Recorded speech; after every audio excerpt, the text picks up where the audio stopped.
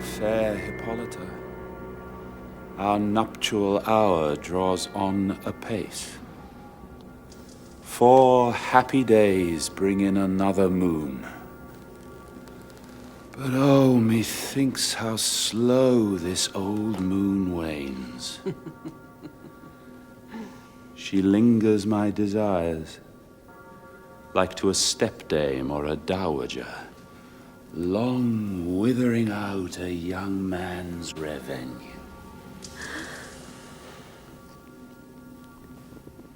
"4 days will quickly steep themselves in night. 4 nights will quickly dream away the time. And then the moon, like to a silver bow new bent in heaven, shall behold the night of our solemnities." Go, Philostrate, stir up the Athenian youth to merriments.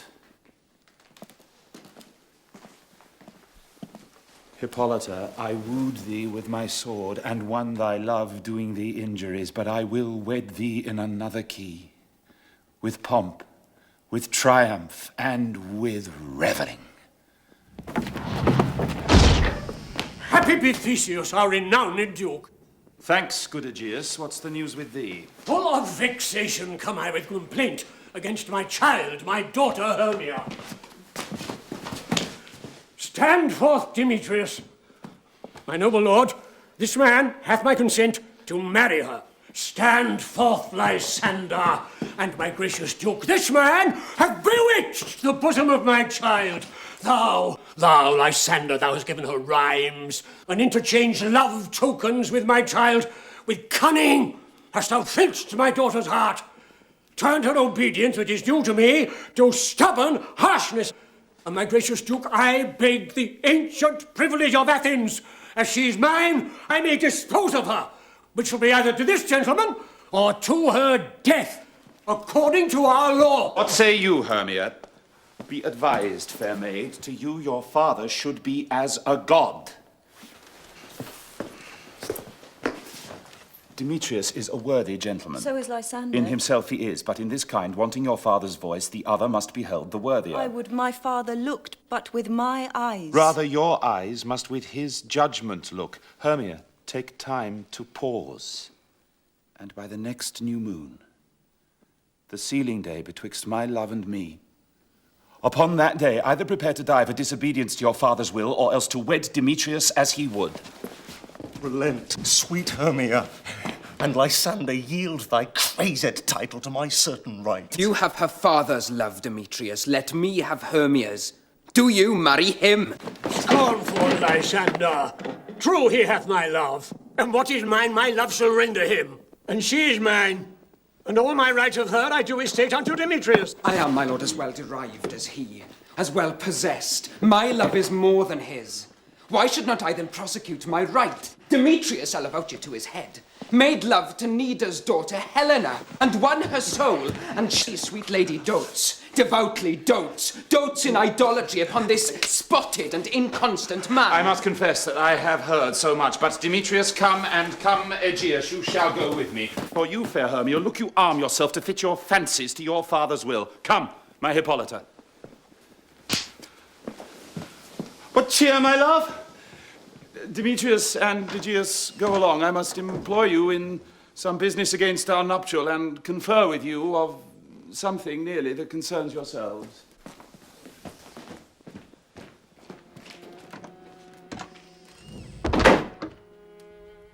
Ay me. For aught that I could ever read, the course of true love never did run smooth. Therefore hear me, Hermia. I have a widow aunt, a dowager, and she respects me as her only son. From Athens is a house remote 7 leagues. There, gentle Hermia, may I marry thee. And to that place the sharp Athenian law cannot pursue us, if thou lovest me then. Steal forth thy father's house tomorrow night, and in the wood a league without the town. There will I stay for thee. My good Lysander, I swear to thee by Cupid's strongest bow, in that same place thou hast appointed me, tomorrow truly will I meet with thee. You promise, love.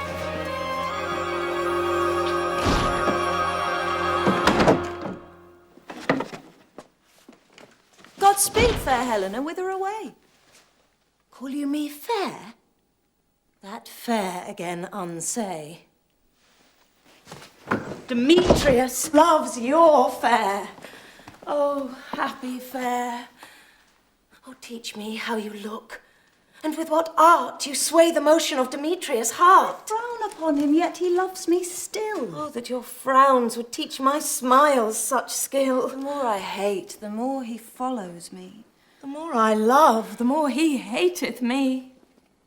Take comfort. He no more shall see my face.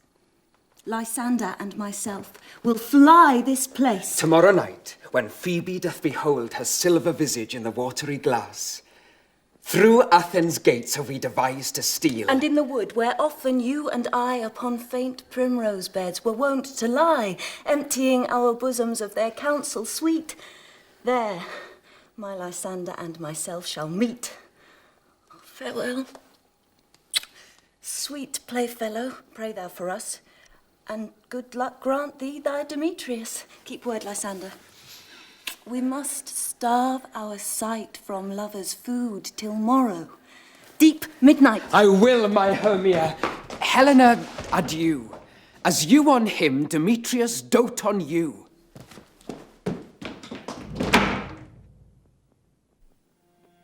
How happy son or other son can be. Through Athens I am thought as fair as she. But what of that? Demetrius thinks not so.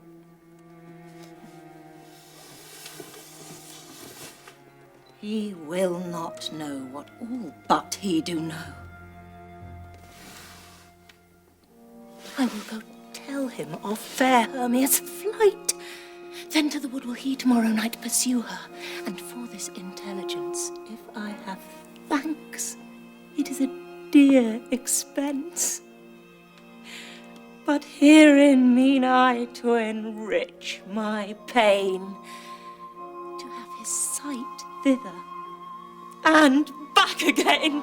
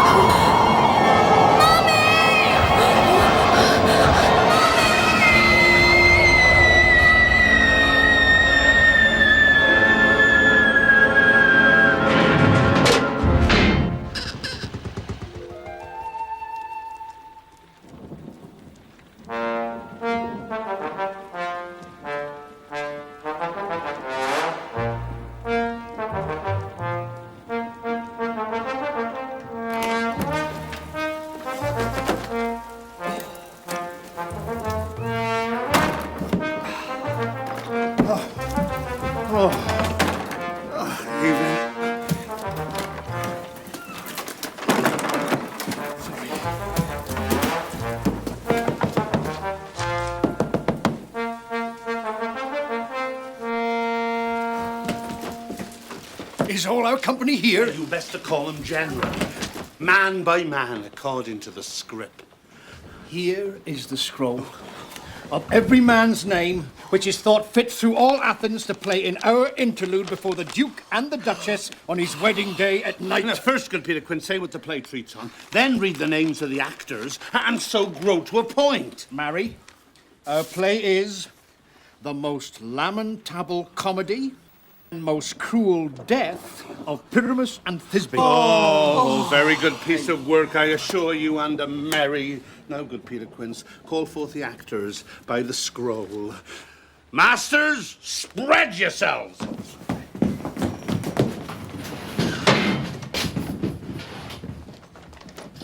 Answer as I call you.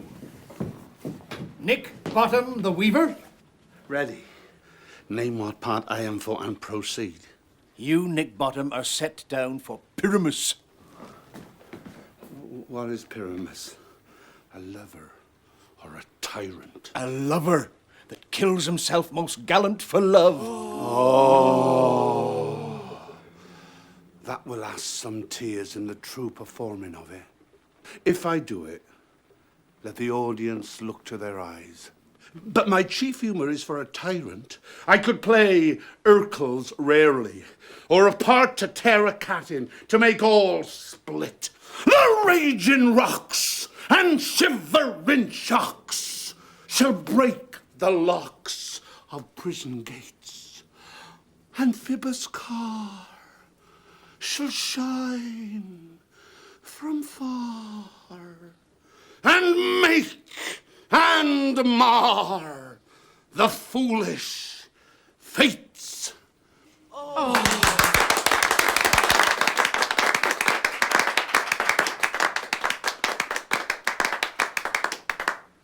This was lofty. Now name the rest of the players. Francis Flute. This is Urkel's vein, tyrant's vein. Now, a lover is more condoling. Francis Flute. The bellows mender. Here, Peter Quince. Flute, you must take Thisbe on you.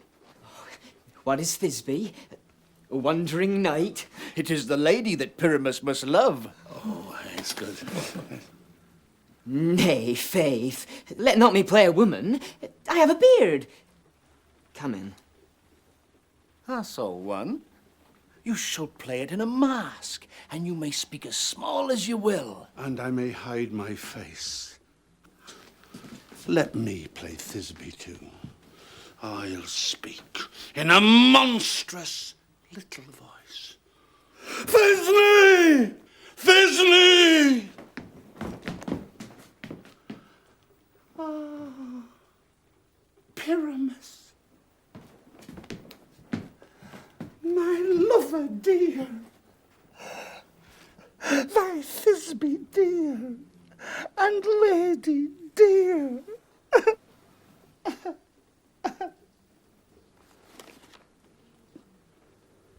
No, no, you must play Pyramus and Flute you, Thisbe. Oh, well, proceed. Robin Starveling the tailor. Here, Peter Quince. Robin Starveling, you must play Thisbe's mother.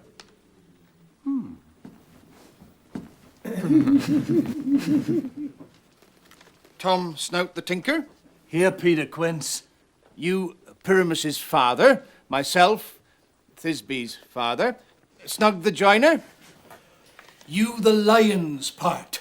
Oh, yes! And I hope here is a play fitted. Have you the lion's part written? Pray you, if it be, give it me, for I'm slow of study.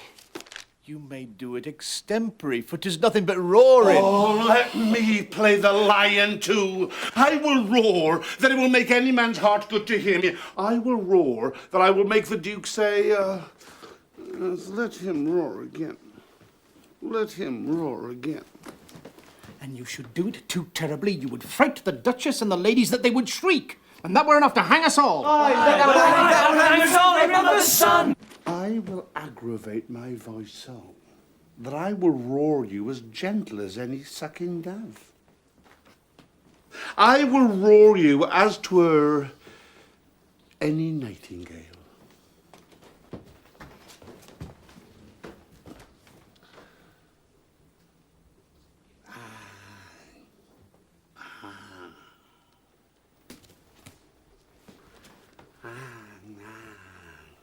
You can play no part but Pyramus!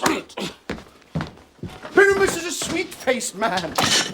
A proper man as one should see on a summer's day. A most lovely, gentle man-like man.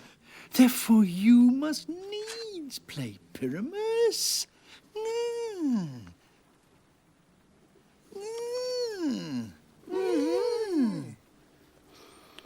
Well, I will undertake it. Then, masters, here are your parts, and I'm to entreat you, request you, and desire you to con them by tomorrow night and meet me in the palace wood a mile without the town by moonlight. There will we rehearse. I pray you, fail me not. We will meet, and there we may rehearse most obscenely and courageously. Take pains, be perfect. Adieu.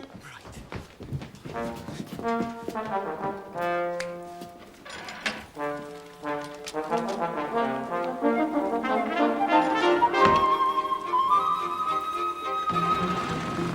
the Duke's Oak we meet. Enough!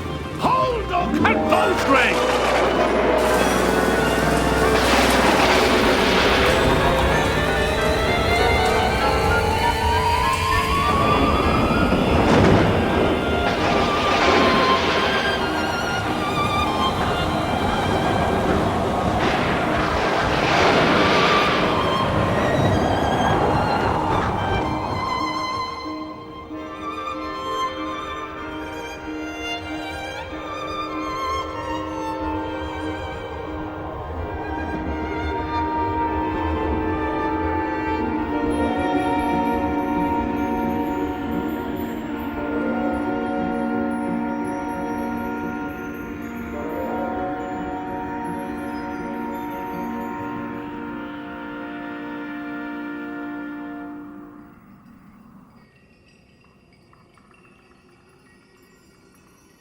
How now, spirit, whither wander you?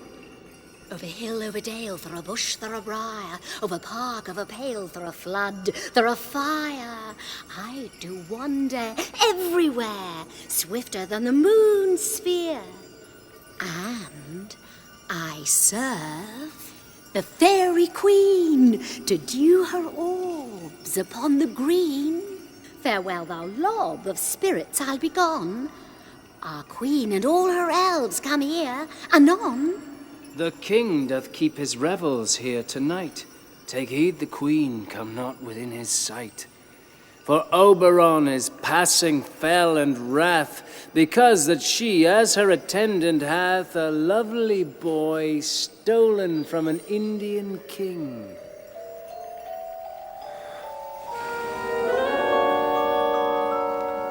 She never had so sweet a changeling. And jealous Oberon would have the child, knight of his train, to trace the forests wild. But she perforce withholds the loved boy, crowns him with flowers, and makes him all her joy. Either I mistake your shape and making quite, or else you are that shrewd and knavish sprite called Robin Goodfellow. Are not you he? Thou speak'st aright, I am that merry wanderer of the night. But room, fairy, here comes Oberon. And here my mistress. Would that he were gone.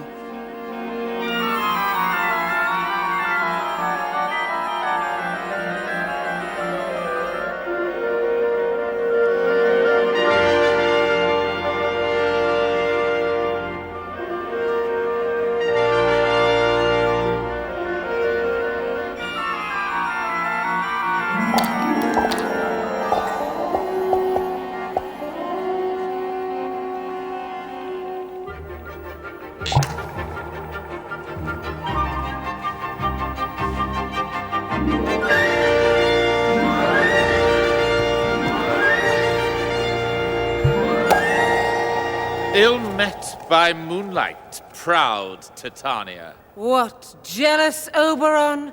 Fairies, skip hence. I have forsworn his bed and company. Tarry, rash wanton, am not I thy lord? Then I must be thy lady. Why art thou here? Come from the farthest steppe of India. But that forsooth the bouncing Amazon, your busk-skinned mistress and your warrior love to Theseus must be wedded, and you come to give their bed joy and prosperity. Oh, how canst thou thus, for shame, Titania, glance at my credit with Hippolyta, knowing I know thy love to Theseus? These are the forgeries of jealousy.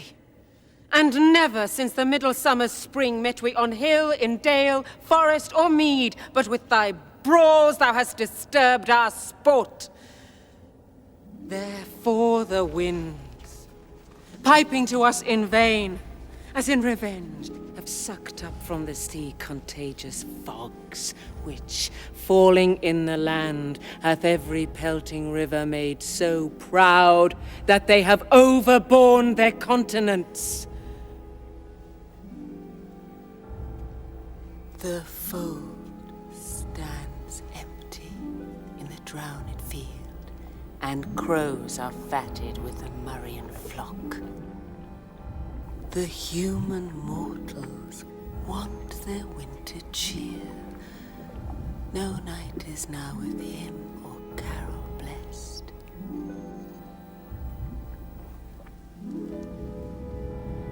Therefore the moon, the governess of floods, pale in her anger, washes all the air, that rheumatic diseases do abound, and thorough this distemperature we see. The seasons alter. The spring, the summer, the childing autumn, angry winter, change their wonted liveries, and the mazed world by their increase now knows not which is which.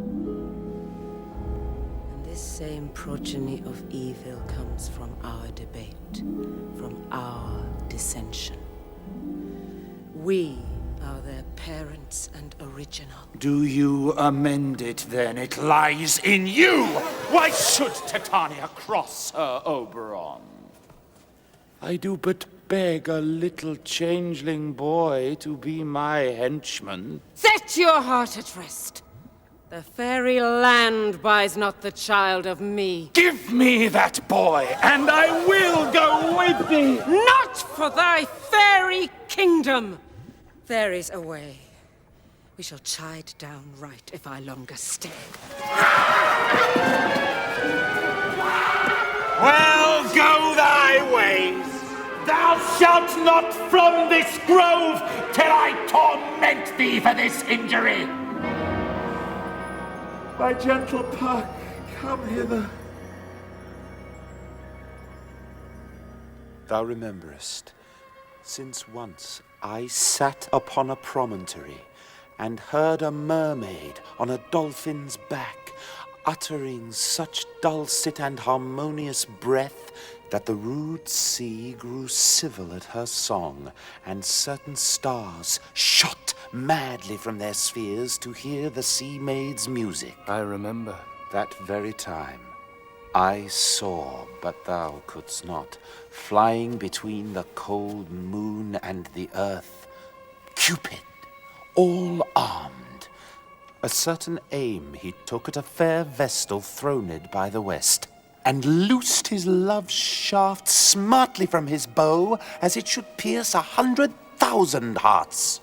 Yet marked I where the bolt of Cupid fell. It fell upon a little western flower, before milk white, now purple with love's wound, and maidens call it love in idleness. Fetch me that flower, the herb I showed thee once. The juice of it on sleeping eyelids laid will make or man or woman madly dote upon the next live creature that it sees.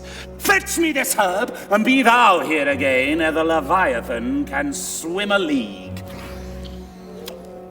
I'll put a girdle round about the earth in 40 minutes.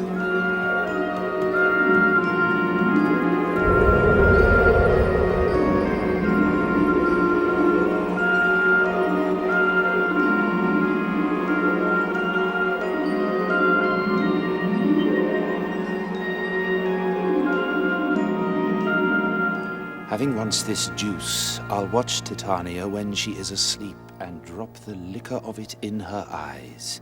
The next thing then she waking looks upon, be it on lion, bear, or wolf, or bull, on meddling monkey, or on busy ape, she shall pursue it with the soul of love. And ere I take this charm from off her sight, as I can take it with another herb, I'll make her render up her page to me. But who comes here? I am invisible, and I will overhear their conference. I love thee not, therefore pursue me not. Where is Lysander and fair Hermia?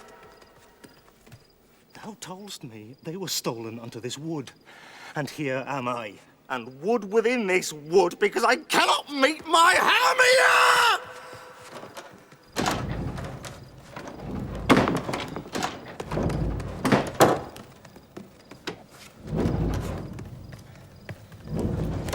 Get thee gone, and follow me no more.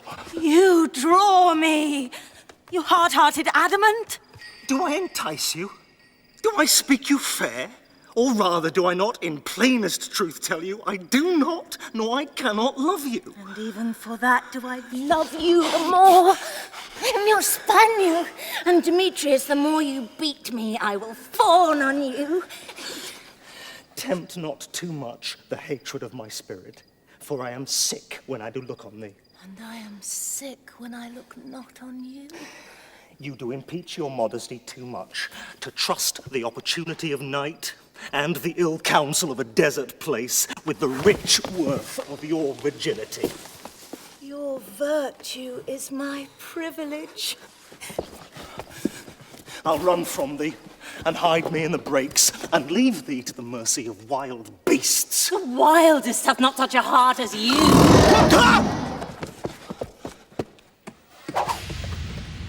Fie, Demetrius! Your wrongs do set a scandal on my sex!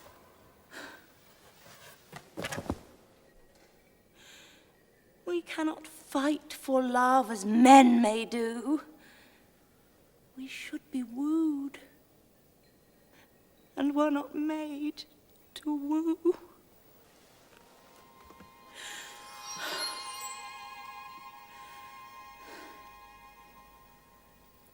I'll follow thee and make a heaven of hell, to die upon the hand I love so well.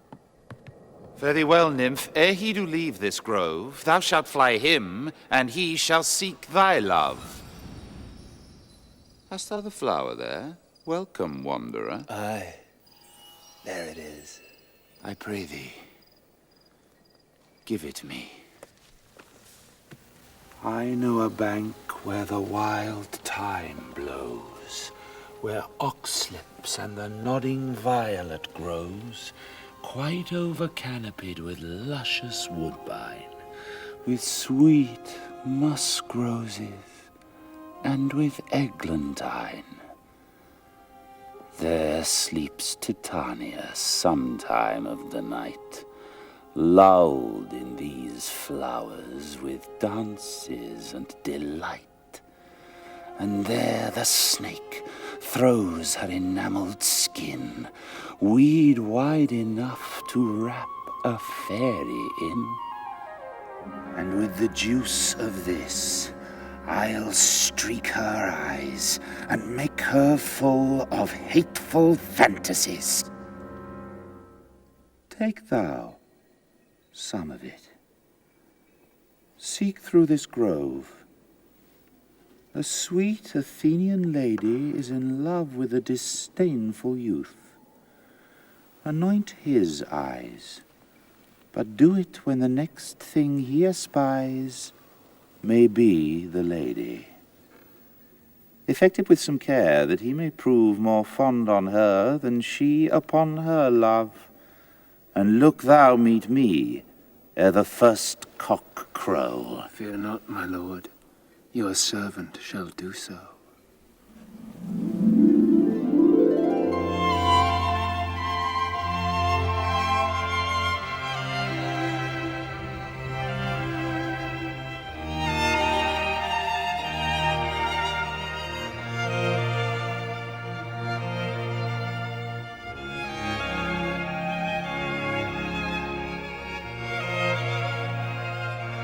Come now, a roundel and a fairy song. Then for the third part of a minute, hence.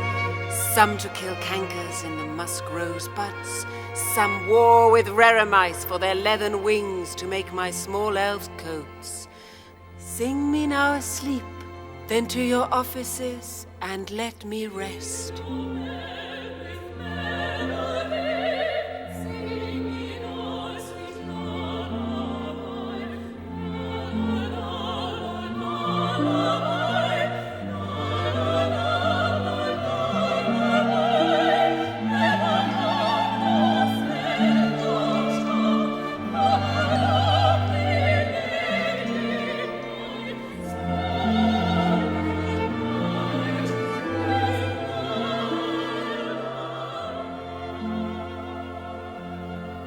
Heads away, now all is well. One aloof, stand sentinel.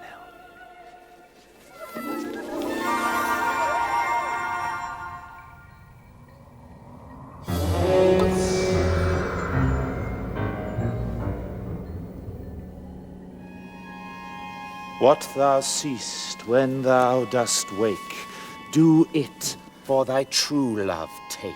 Love and languish for his sake, be it ounce or cat or bear, pard or boar with bristled hair. When thou wakest, it is thy dear. Wake when some vile thing is near.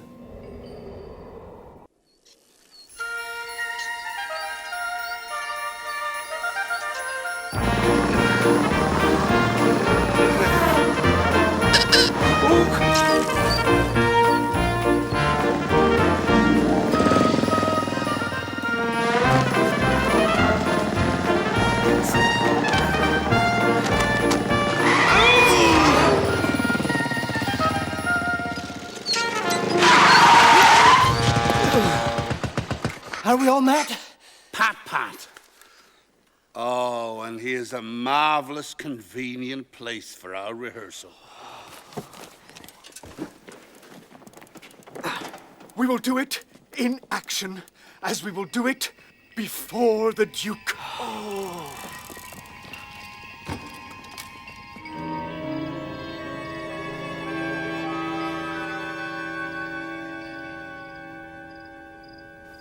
Fair love, you faint with wandering in the wood. And to speak truth, I have forgot our way. We'll rest us, Hermia, if you think it good, and tarry for the comfort of the day. Be it so, Lysander, find you out a bed, for I upon this bank will rest my head. One turf shall serve as pillow for us both. One heart, one bed, two bosoms, and one troth. Nay, gentle friend, for love and courtesy lie further off in human modesty. So far be distant, and good night, sweet friend. Thy love ne'er alter till thy sweet life end. Amen, amen to that fair prayer, say I, and then end life when I end loyalty.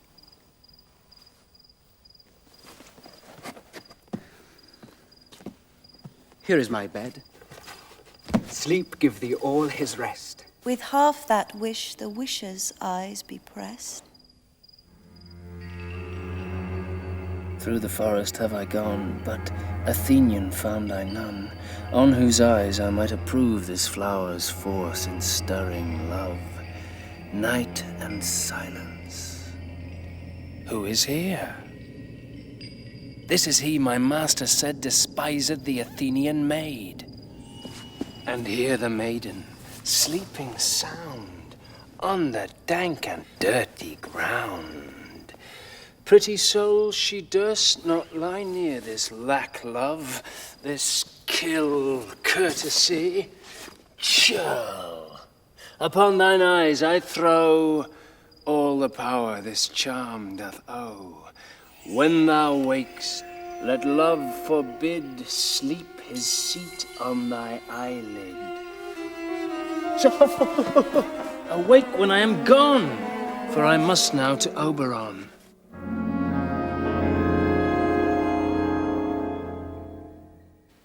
Peter Quince.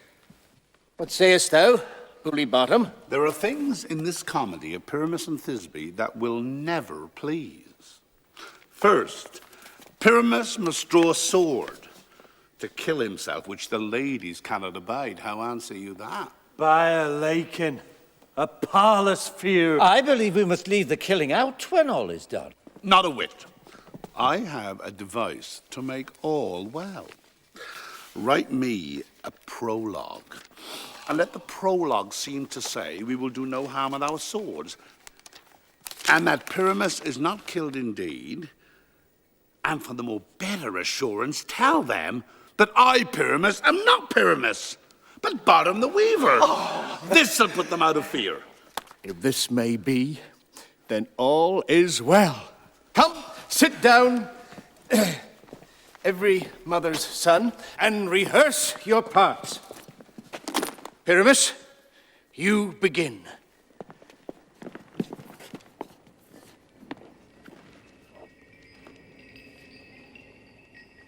What hempen homespuns have we swaggering here, so near the cradle of the fairy queen? What? A play toward. I'll be an auditor, an actor too, perhaps, if I see cause. Stay, though thou kill me, sweet Demetrius. I charge thee, hence and do not haunt me thus. Oh, thou darkling, leave me. Do not so. Stay. On thy peril, I alone will go. Oh, I am out of breath in this fond chase. The more my prayer, the lesser is my grace. But who is here? Lysander? On the ground? Dead? Or asleep? I see no blood, no wound. Lysander, if you live, good sir, awake! And run through fire I will for thy sweet sake. Transparent Helena, nature shows art that through thy bosom makes me see thy heart. Where is Demetrius? Oh, how fit a word is that vile name to perish on my sword. Do not say so, Lysander, say not so. What though he love your Hermia, Lord, what though?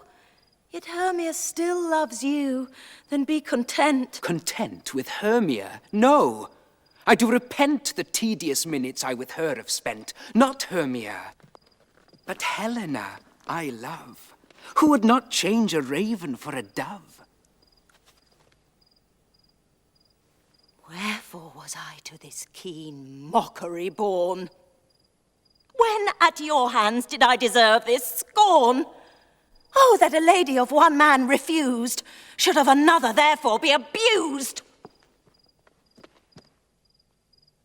She sees not Hermia.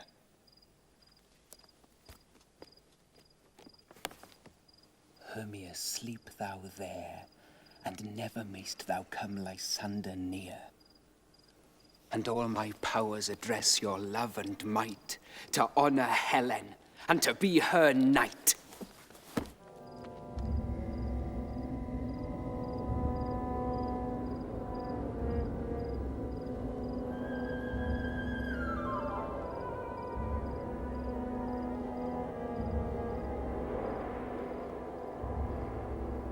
Help me, Lysander. Help me, do thy best to pluck this crawling serpent from my breast. Ay me, for pity, what a dream was here. Lysander, look how I do quake with fear. Methought a serpent ate my heart away, and you sat smiling at his cruel prey. Lysander,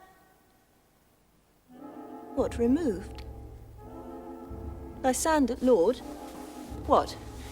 Out of hearing, gone, no sound, no word? Lysander!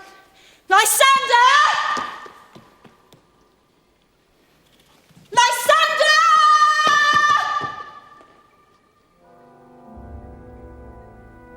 Well, then I well perceive you are not nigh. Either death or you, I'll find immediately.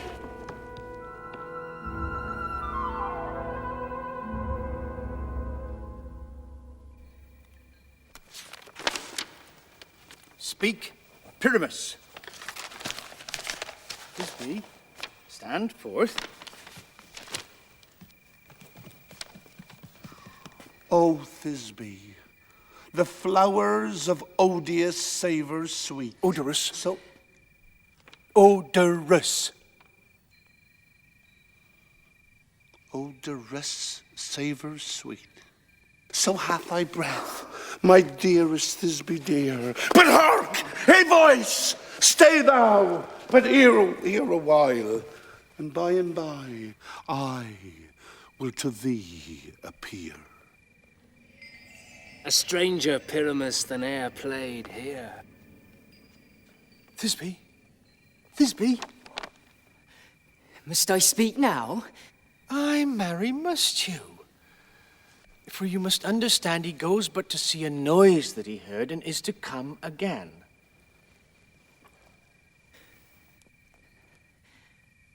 Most radiant Pyramus, most lily white of hue.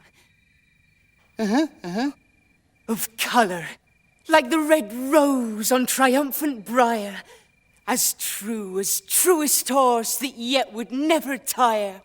I'll meet thee, Pyramus, at Ninny's tomb. Ninus' tomb, man? Why, you must not speak that yet. That you answer to Pyramus. You speak all your part at once, cues and all. Enter, Pyramus. Your cue is past. It is never tire. Oh, as truest horse that yet would never tire. If I were fair, fair Thisbe, I were only thine.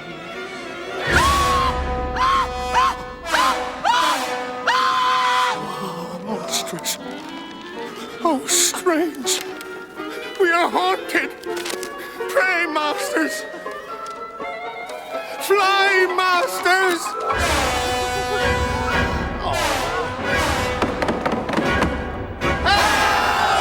I'll follow you. I'll lead you about around. On through bush, through brake, through briar. Sometime a horse I'll be, sometime a hound, a hog, a headless bear, sometime a fire. And neigh and bark and grunt and roar and burn like horse, hound, hog, bear, fire at every turn.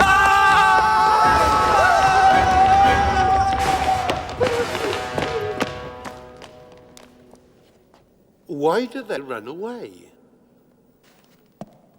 This is a knavery of them to make me afeard. Bottom, thou art changed. What do I see on thee? What do you see? You see an asset of your own, do you?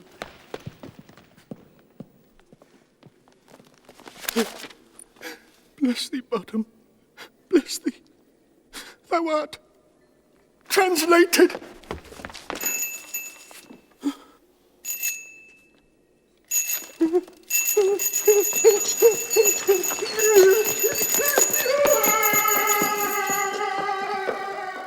I see their knavery. This is to make an ass of me, to fright me if they could. But I will not stir from this place to do what they can. I will walk up and down here, and I will sing, that they shall hear I am not afraid.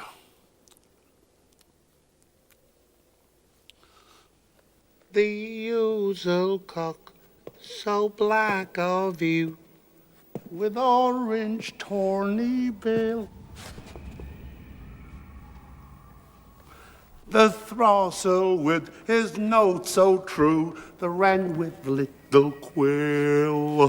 What angel wakes me from my flowery bed?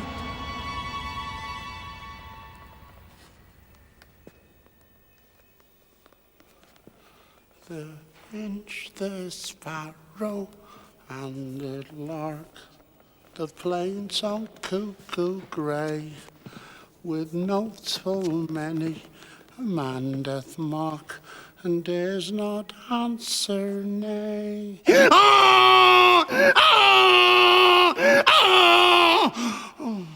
I pray thee, gentle mortal, sing again.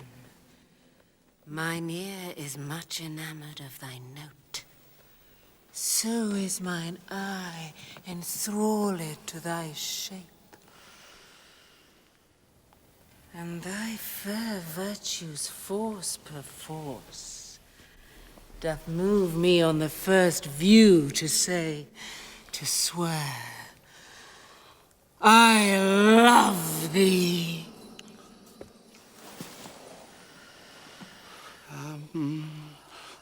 Methinks, mistress, you should have little reason for that. Oh. And yet, to say the truth, reason and love keep little company together nowadays. Thou art as wise as thou art beautiful.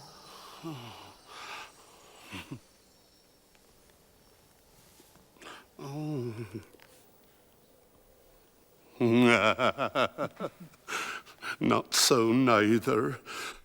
But if I have wit enough to get me out of this wood, I have enough to serve mine own turn. Out of this wood do not desire to go.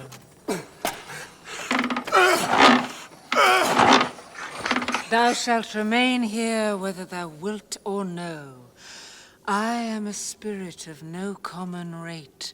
The summer still doth tend upon my state, and I do love thee. Oh. Therefore go with me. And I will purge thy mortal grossness so that thou shalt like an airy spirit go. Peace blossom, cobweb, moth, and mustard seed. Ready? And I. And I. And I. Where shall we go?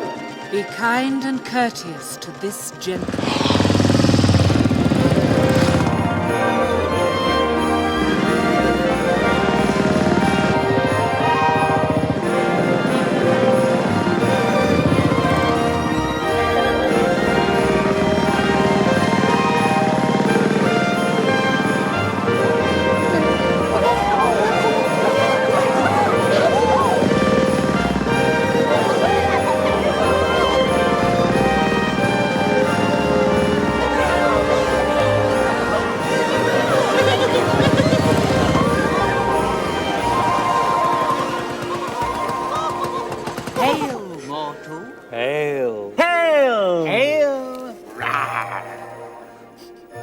I cry your worship's mercy heartily. I beseech your worship's name. Cobweb! I shall desire of you more acquaintance, good Master Cobweb. If I cut my finger, I shall make bold with you. Your name, honest gentleman. Peas blossom. And yours? Mustard seed. Oh, good Master Mustard Seed. Come, wait upon him, lead him to my bower. The moon, methinks, looks with a watery eye, and when she weeps, weeps every little flower, lamenting some enforced chastity. Tie up my lover's tongue, bring him silently.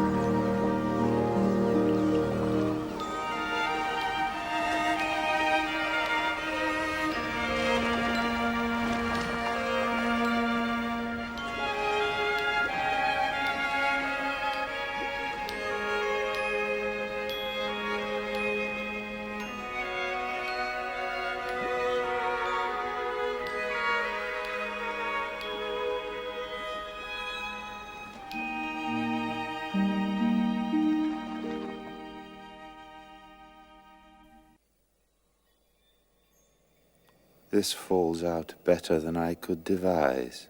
But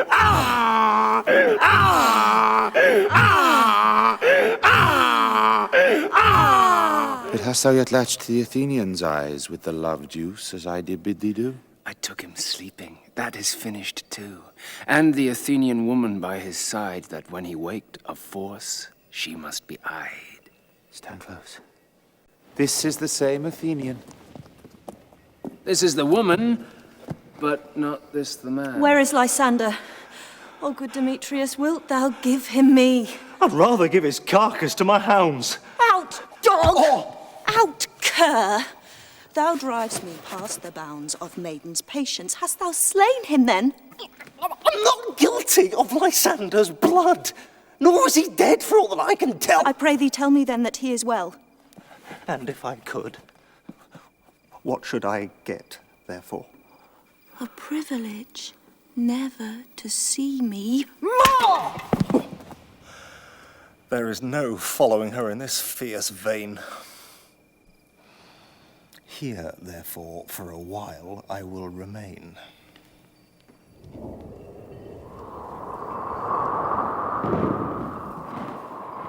What hast thou done? Thou hast mistaken quite, and laid the love juice on some true love's sight. About the wood, go swifter than the wind, and Helena of Athens look thou find. By some illusion, see thou bring her here. I'll charm his eyes against she do appear. I go. Look how I go. Swifter than arrow from the Tartar's bow. Flower of this purple dye, hit with Cupid's archery, sink in apple of his eye. When his love he doth espy, let her shine as gloriously as the Venus of the sky. When thou wakest, if she be by, beg of her for remedy. Captain of our fairy band, Helena is here at hand, and the youth mistook by me pleading for a lover's fee. Shall we their fond pageant see? Lord, what fools these mortals be! Stand aside. The noise they make will cause Demetrius to awake. These vows are Hermia's. I had no judgment when to her I swore. Nor none in my mind. Now you give her o'er. Demetrius loves her, and he loves not you. Oh, Helen. Goddess. Nymph. Perfect. Divine. To what, my love, shall I compare thine eyne? Crystal is muddy. Oh, how ripe in show thy lips, those kissing cherries, tempting grow. Oh, spite. Oh, hell! I see you all are bent to set against me for your merriment. Can you not hate me, as I know you do? But you must join in souls to mock me too. You are unkind, Demetrius. Be not so. For you love Hermia, this you know I know. Lysander, keep thy Hermia, I will none. If e'er I loved her, all that love is gone. Thou art not by mine eye, Lysander, found. Mine ear, I thank it, brought me to thy sound. But why unkindly didst thou leave me so? Why should he stay whom love doth press to go? What love could press Lysander from my side? Lysander's love that would not let him bide. Fair Helena, who more engilds the night than all yon fiery O's and eyes of light. Why seek'st thou me? Could not this make thee know the hate I bear thee made me leave thee so? You speak not as you think, it cannot be. Lo, she is one of this confederacy. Now I perceive they have conjoined all three to fashion this false sport in spite of me. Stay! Gentle Helena, hear my excuse. My love, my life, my soul, fair Helena. Oh, excellent. Sweet, do not scorn her so. If she cannot entreat, I can compel. Thou canst compel no more than she entreat. I love you. Helen, I love thee, by my life I do. I say I love thee more than he can do. If thou say so, withdraw and prove it too. Quick, come. Lysander, where to tends all this? Demetrius, I will keep my word with thee. You're a tame man. Go. What, should I hurt her? Strike her, kill her dead? Although I hate her, I'll not harm her so. What can you do me greater harm than hate? Why, then you left me. Oh, the gods forbid, in earnest, shall I say? I, by my life, and never did desire to see thee more. Therefore be out of hope, of question, of doubt. Be certain, nothing truer. 'Tis no jest that I do hate thee and love Helena. Oh, me, you juggler, you canker blossom. Let her not strike me! You perhaps may think, because she's something lower than myself, that I can match her. Lower? Hark! Again! Be not afraid, she shall not harm thee, Helena. No, sir, she shall not, though you take her part. Well, when she is angry, she is keen and shrewd. She was a vixen when she went to school, and though she be but little, she is fair little again. Nothing but low and little. Why will you suffer her to flout me thus? Let me come to her! Get you gone, you dwarf! You minimus of hindering knot-grass maid, you bead, you acorn! You are too officious. Let her alone! Speak not of Helena, take not her part. Now she holds me not. Now follow, if thou darest, to try whose right of thine or mine is most in Helena. Follow? Nay, I'll go with thee, cheek by jowl.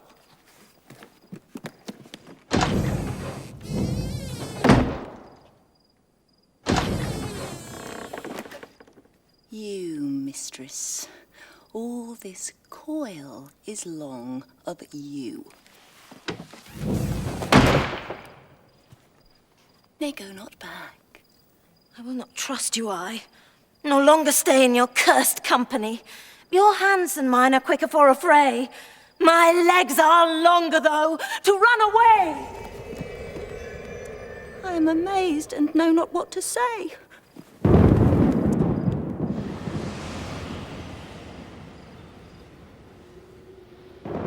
This is thy negligence. Still thou mistakest, or else committ'st thy knaveries willfully. Believe me, King of Shadows, I mistook. Did not you tell me I should know the man by the Athenian garments he had on? And so far blameless proves my enterprise that I have anointed an Athenian's eyes.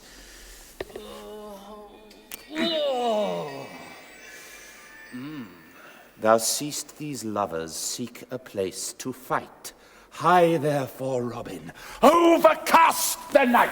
The starry welkin cover thou anon with drooping fog as black as Acheron, and lead these testy rivals so astray as one come not within another's way, till o'er their brows death, counterfeiting sleep, with leaden legs and batty wings doth creep. Then crush this herb into Lysander's eye, whose liquor hath this virtuous property, to take from thence all error with his might, and make his eyeballs roll with wonted sight. When they next wake, all this derision shall seem a dream and fruitless vision. And back to Athens shall the lovers wend, with league whose date till death shall never end. Whilst I in this affair do thee employ, I'll to my queen, and beg her Indian boy. And then I will her charmed eye release from monster's view, and all things shall be peace. My fairy lord, this must be done with haste. For night's swift dragons cut the clouds full fast, and yonder shines Aurora's harbinger, at whose approach ghosts wandering here and there troop home to churchyards. Damned spirits all that in crossways and floods have burial, already to their wormy beds are gone. But we are spirits of another sort.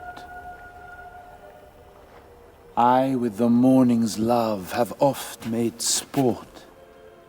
Like a forest to the groves may tread, even till the eastern gate, all fiery red, opening on Neptune with fair blessed beams, turns into yellow gold his salt green streams.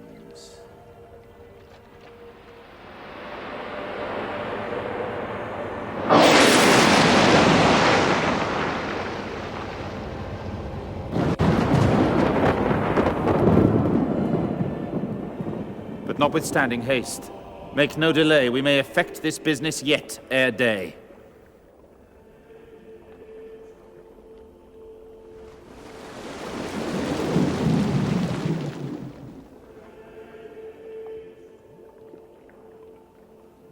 Up and down, up and down. I will lead them up and down. I am feared in field and town. Goblin, lead them up and down. Here comes one.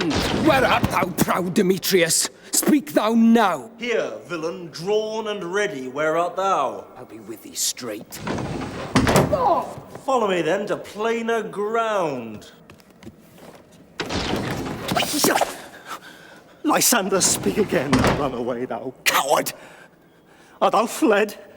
Speak! In some bush? Where dost thou hide thy head? Thou coward, art thou bragging to the stars?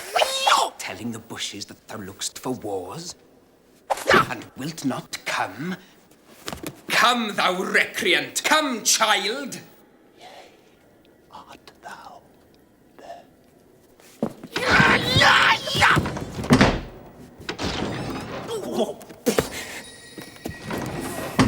Follow my voice! We'll try no manhood here! He goes before me and still dares me on. When I come where he calls, then he is gone. Here will I rest me. Come, thou gentle day, for if but once thou show me thy grey light, I'll find Demetrius and revenge this spite. Ho, ho, ho, coward! Why comest thou not? Abide me if thou darest, for well I know thou runst before me, shifting every place. Come hither, I am here. Nay, go thy way. Faintness constraineth me to measure out my length on this cold bed. By day's approach look to be visited. Oh, weary night. Oh, long and tedious night. Abate thy hours. Shine comforts from the east. And sleep that sometimes shuts up sorrow's eye. Steal me a while from mine own company. Yet but three. Come one more, two of both kinds makes up four. Here she comes, cursed and sad. Cupid is a knavish lad, thus to make poor females mad. Never so weary, never so in woe. I can no further crawl, no further go. Here will I rest me till the break of day. Heavens, shield Lysander, if they mean a fray. On the ground, sleep sound. I'll apply to your eye, gentle lover, remedy. When thou wakest, thou takest true delight in the sight of thy former lady's eye. And the country proverb known, that every man should take his own, in your waking shall be shown. Jack shall have Jill, naught shall go ill. The man shall have his mare again, and all shall be well.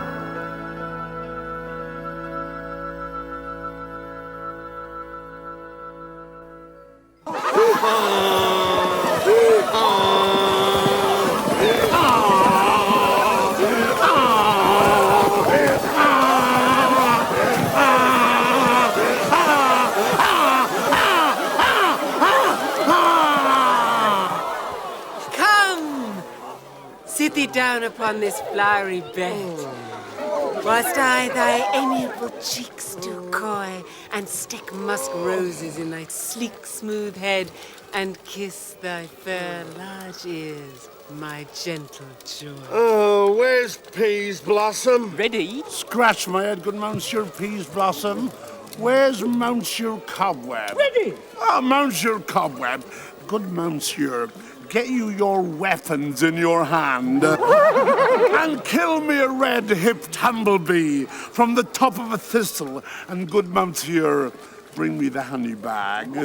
Where's Monsieur Mustard Seed? Ready? What's your will? Nothing. Oh, but to help Cavalieri Peas Blossom to scratch. Oh, I must to the barber's, for methinks I'm marvellous hairy about the face. Say, sweet love, what thou desirest to eat. I have a venturous fairy that shall seek the squirrel's hoard and fetch thee new nuts. Well, I'd rather have a handful or two of dried peas. Oh, but I pray you let none of your people stir me.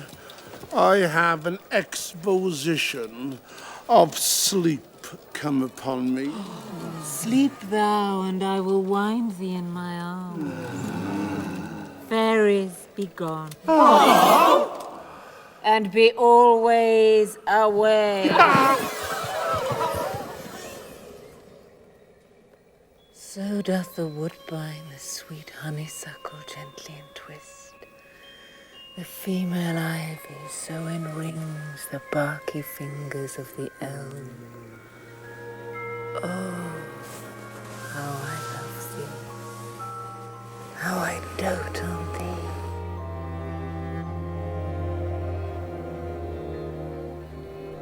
Welcome, good Robin. Seest thou this sweet sight? Her dotage now I do begin to pity. For meeting her of late behind the wood, seeking sweet favors for this hateful fool, I did upbraid her and fall out with her. When I had at my pleasure taunted her, and she in mild terms had begged my patience, I then did ask of her her changeling child, which straight she gave me, and her fairy sent to bear him to my bower in fairyland. And now I have the boy.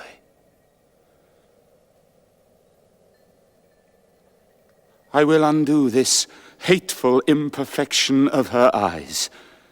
And gentle Puck, take this transformed scalp from off the head of this Athenian swain, that he, awaking when the others do, may all to Athens back again repair, and think no more of this night's accidents, but as the fierce vexation of a dream. But first, I will release the fairy queen. Be as thou wast wont to be. See as thou wast wont to see. Dian's bud or Cupid's flower hath such force and blessed power. Now, my Titania, wake you, my sweet queen. My Oberon, what visions have I seen? Methought I was enamored of an ass. There lies your love. How came these things to pass? Oh, how mine eyes do loathe his visage now. Silence a while. Robin, take off this head. Titania, music call and strike more dead than common sleep of all these five the sense. Music, ho! Music such as charmeth sleep. Now when thou wakest, with thine own fool's eyes peep.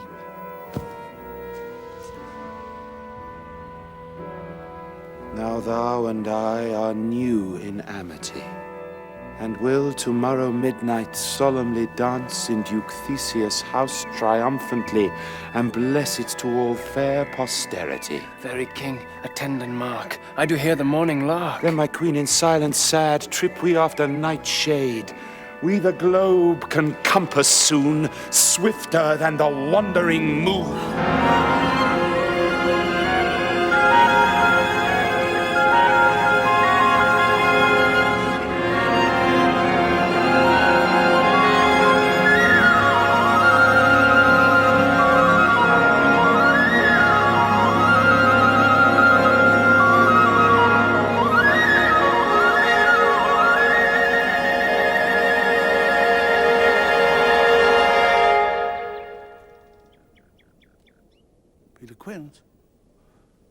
like the bellows mender.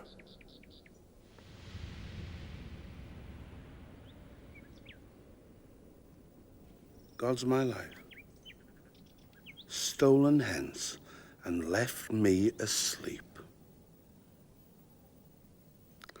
I have had a most rare vision. I have had a dream. Past the wit of man to say what dream it was.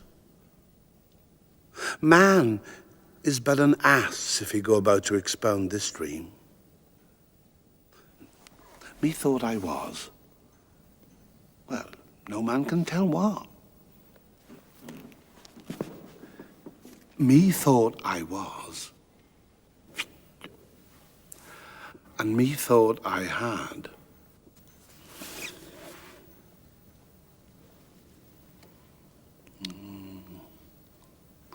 Man is but a patched fool if he will offer to say what methought I had. I will get Peter Quince to write me a ballad of this dream, and it'll be called Bottom's Dream, because it hath no bottom. And I will sing it in the latter end of a play before the Duke.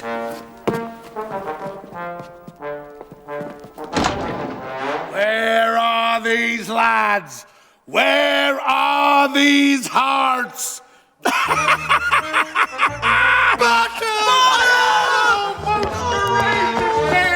Most happy hour. Masters, I am to discourse wonders.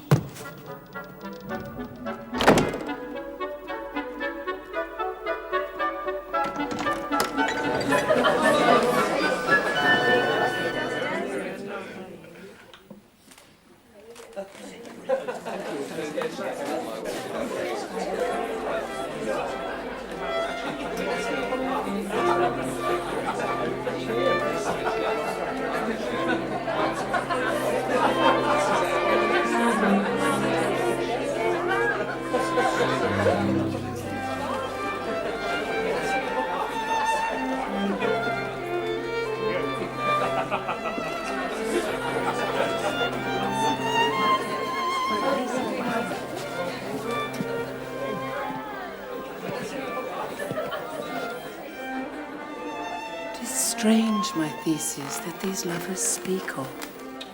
More strange than true. I never may believe these antique fables, nor these fairy toys. Lovers and madmen have such seething brains, such shaping fantasies that apprehend more than cool reason ever comprehends. The lunatic, the lover, and the poet are of imagination all compact. One sees more devils than vast hell can hold, that is the madman. The lover, all as frantic, sees Helen's beauty in a brow of Egypt.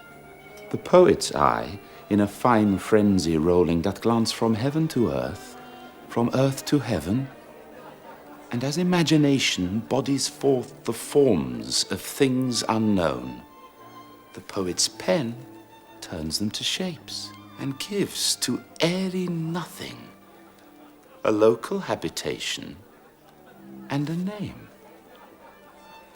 Such tricks hath strong imagination, that if it would but apprehend some joy, it comprehends some bringer of that joy, or in the night, imagining some fear.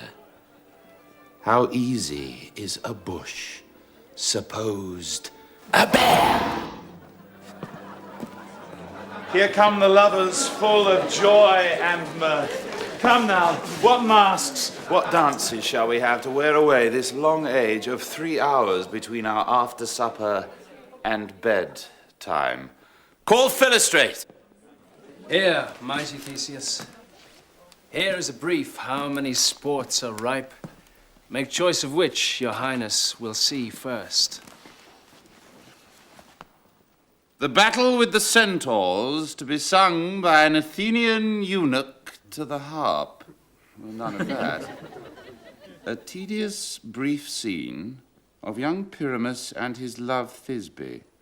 Very tragical mirth. Merry and tragical, tedious and brief. How shall we find the concord of this discord? A play there is, my lord, some 10 words long, which is as brief as I have known a play. But by 10 words, my lord, it is too long, which makes it tedious. And tragical, my noble lord, it is, for Pyramus therein doth kill himself, which when I saw rehearsed, I must confess, made my eyes water. But more merry tears, the passion of loud laughter never shed. And what are they that do play it? Hard-handed men that work in Athens here, that never laboured in their minds till now. And we will hear it. Come, take your places.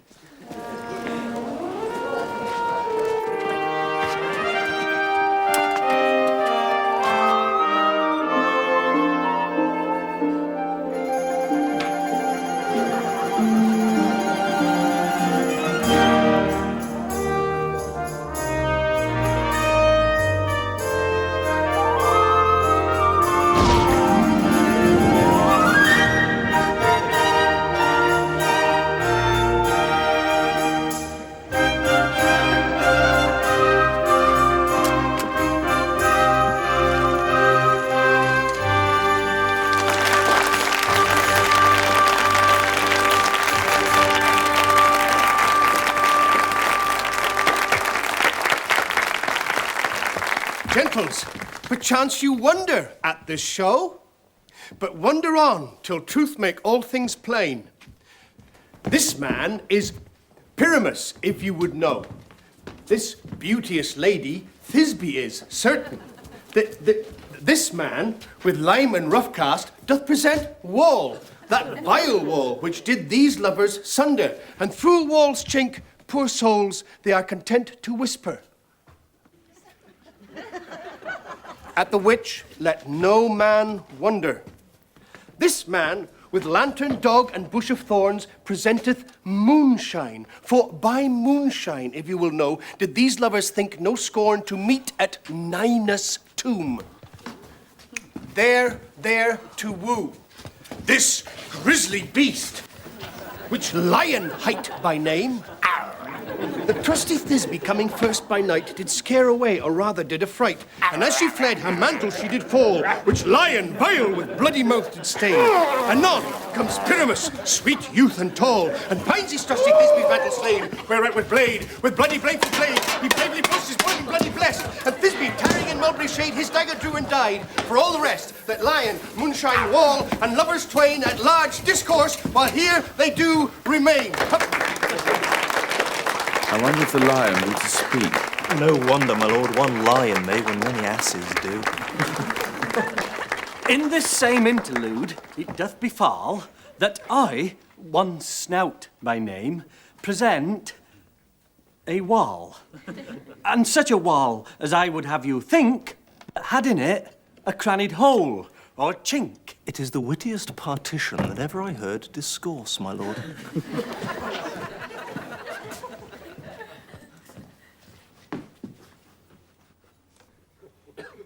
O grim look night, O night with hues so black, O night whichever art, when day is not, O night, O night. Alack! Alack! Alack! I fear my Thisbe's promise is forgot. And thou, O wall, O sweet, O lovely wall, show me thy chink to blink through with mine eyne. Thanks, courteous wall. Jove shield thee well for this. But what see I? No Thisbe do I see! Oh, wicked wall through whom I see no bliss! Curse Blessed be thy stones for thus deceiving me. The wall, methinks, being sensible, should curse again. Oh, no. And in truth, sir, he should not. Deceiving me is Thisby's cue. She is to enter now, and I am to spy her through the wall. You shall see it will fall pat as I told you. Oh, yonder she comes. O wall, full often hast thou heard my moans for parting my fair Pyramus and me.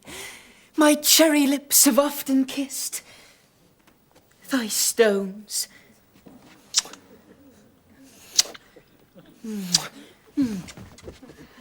Thy stones with the lime and hair knit up in thee. I see a voice! Now will I to the chink and spy, and I can hear my Thisby's face. Thisby! My love, thou art my love, I think. Oh, kiss me through the hole of this vile wall.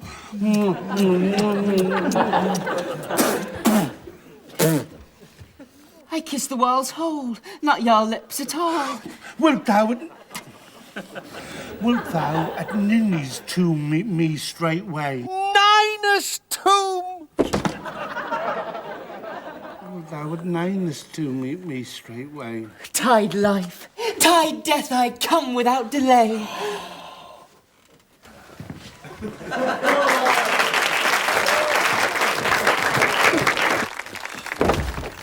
Thus have I, wall, my part discharged so, and being done, this wall away doth go.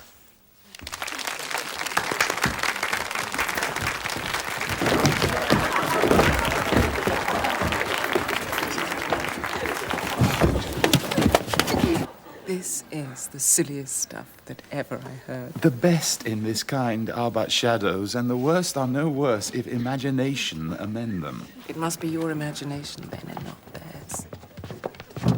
Here come two noble beasts in, a man and a lion. You, ladies, you whose gentle hearts do fear the smallest monstrous mouse that creeps on floor, may now perchance both quake and tremble when lion rough in wildest rage doth roar.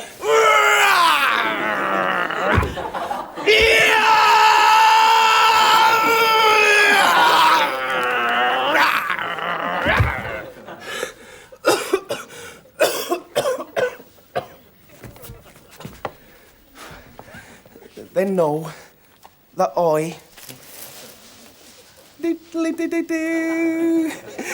as snug the joiner am, a lion fell, nor else no lion's dam.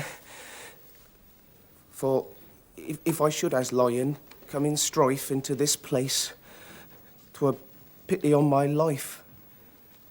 A very gentle beast, and of a good conscience. This lanthorn doth the horned moon present. Should have worn the horns on his head. This lanthorn doth the horned moon present. Myself, the man in the moon, do seem to be. I am aweary of this moon. Would he would change. Proceed, moon.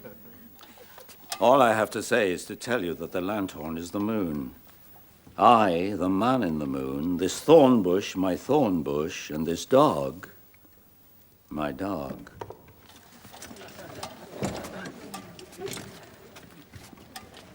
This is old Ninny's tomb. Ninus! Ninus! This is old Ninus' tomb. Where's my love?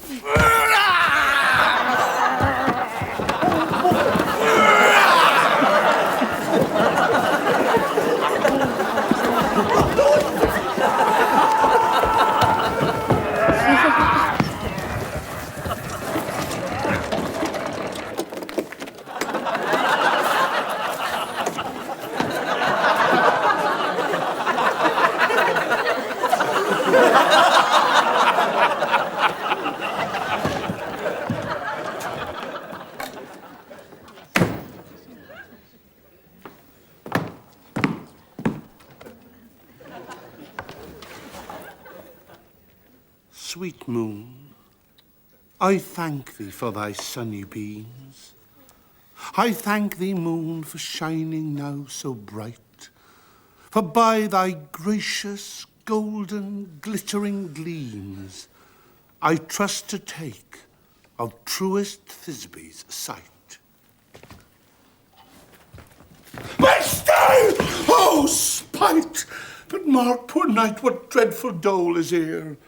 Oh, dainty duck! Oh, dear. Thy mantle good, what, stained with blood? Approach, ye furies fell. O fates, come, come. Cut thread and thrum, quail, crush, conclude.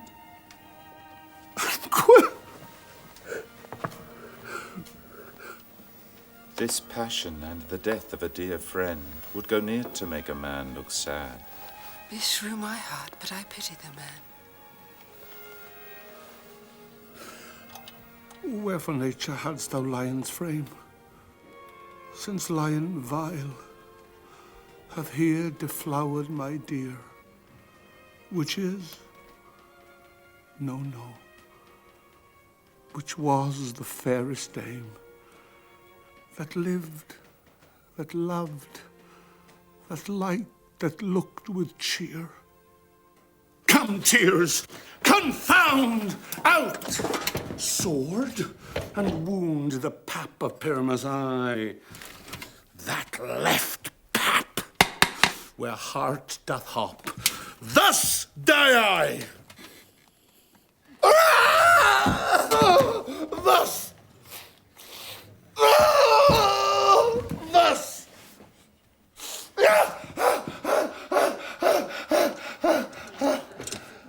Thus.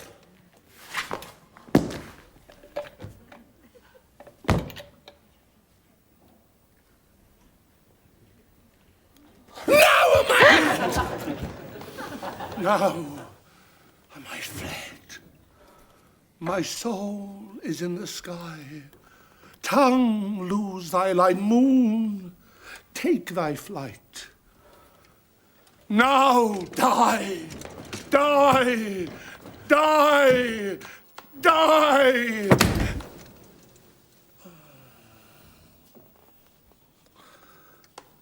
Die.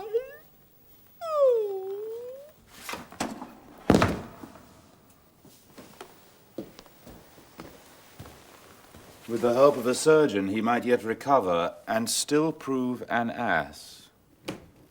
Here Thisbe comes, and her passion ends the play. She hath spied him already with those sweet eyes. Asleep, my love? What, dead, my dove? Oh, Pyramus, arise. Speak. Speak? Quite dumb. Dead. Dead. A tomb must cover thy sweet eyes.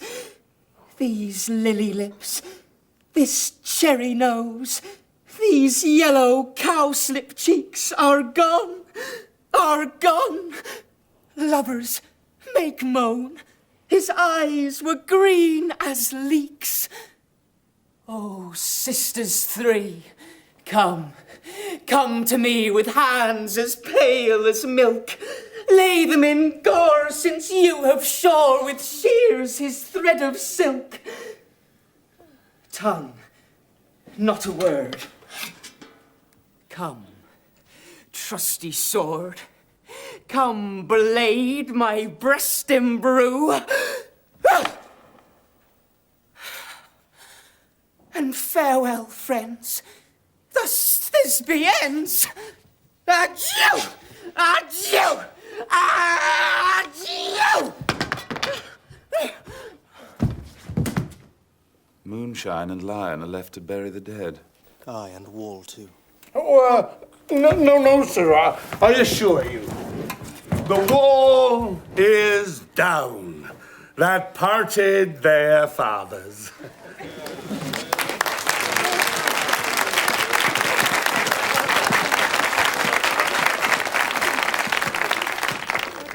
Will it please you to see the epilogue?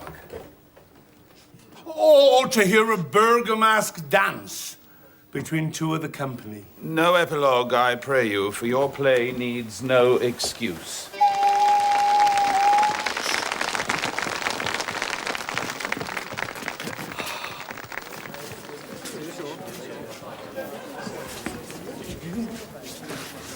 But come your Bergamask, let your epilogue alone.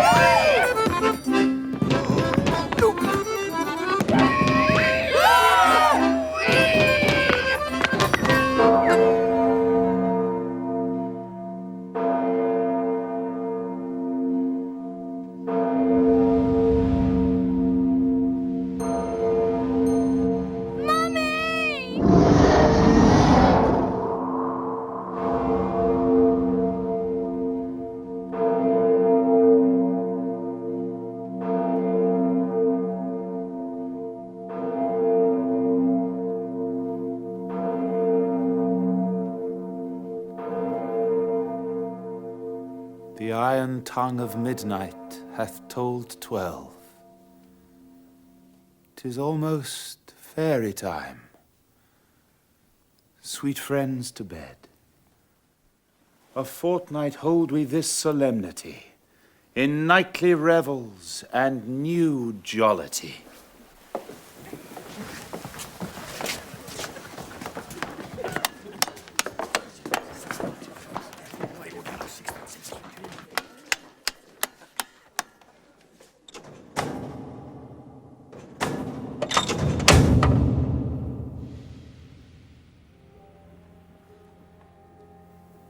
Now the hungry lion roars, and the wolf behowls the moon, whilst the heavy ploughman snores, all with weary task fordone.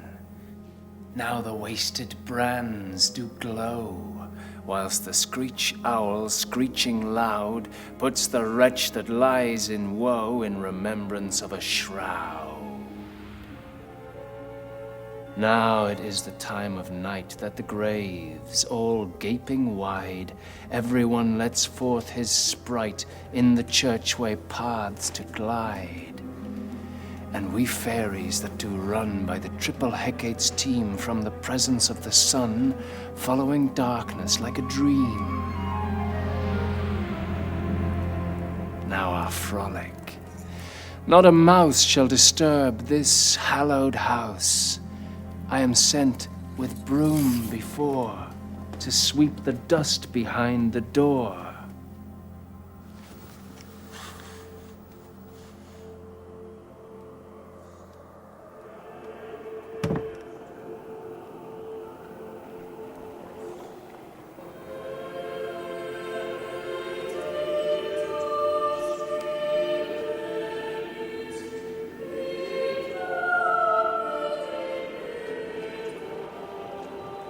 Now until the break of day, through this house each fairy stray. To the best bride bed will we, which by us shall blessed be. And the issue there create, ever shall be fortunate. So shall all the couples three ever true in loving be. And the blots of nature's hand shall not in their issue stand. Never mole, hair lip, nor scar, nor mark prodigious, such as are despised in nativity, shall upon their children be. with this field dew, consecrate. Every fairy take his gate, and each several chamber bless through this palace with sweet peace, and the owner of it blessed ever shall in safety rest. Trip away, make no stay, meet me all by break of day. If we shadows have offended, think but this, and all is mended, that you have but slumbered here while these visions did appear, and this weak and idle theme no more yielding but a dream. Gentles, do not reprehend. If you pardon, we will mend. And as I am an honest puck, if we have unearned luck now to scape the serpent's tongue, we will make amends ere long, else the puck a liar call. So, good night unto you all. Give me your hands if we be friends, and Robin shall restore amends.